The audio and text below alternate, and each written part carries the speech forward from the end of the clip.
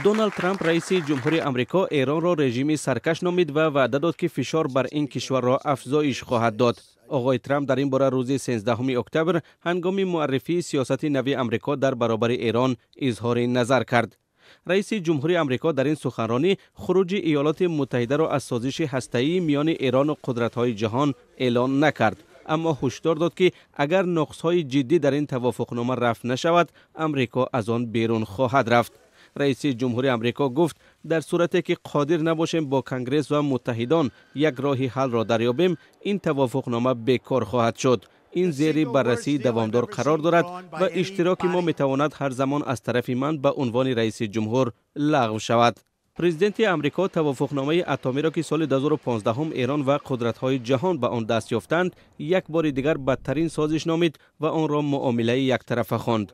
دونالد ترامپ پایبندی ایران را به این توافقنامه اتمی تایید نکرد و گفت که از کنگره خواهد خواست تا در مورد وارد کردن فشار بیشتر بالای تهران اقدام کند.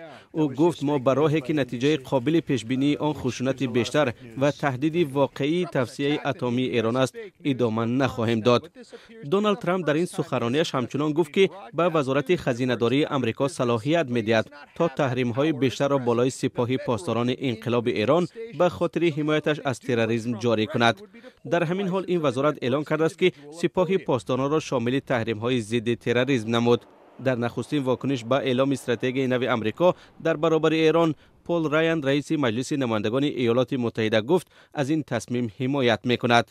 استراتژی نو آمریکا در برابر ایران با استقبال دو متحد اصلی آمریکا در خاور میانه، اسرائیل و عربستان سعودی هم روبرو شد.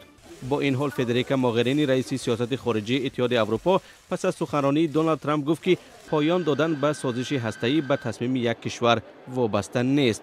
حسن روحانی رئیس جمهوری ایران در واکنش به استراتژی نو آمریکا گفت اگر روز منفعت‌های ایران در سازش اتمی تامین نشود، جمهوری اسلامی لحظه ایست نخواهد کرد و به آن پاسخ خواهد داد.